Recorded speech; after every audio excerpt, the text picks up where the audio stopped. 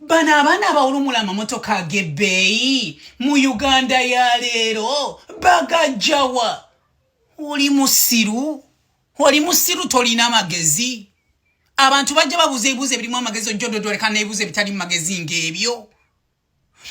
Mbalaba wano buli lunaku nga muyita ku Jinja Road wali ennakawa ku Spear House gye batunda amamotoka ag'ebbeeyi ga Jeep Wrangler, Mercedes Benz. Oyita woti ng'omufazi ayita ku ssabu ng'olinga atagala gye bagajja.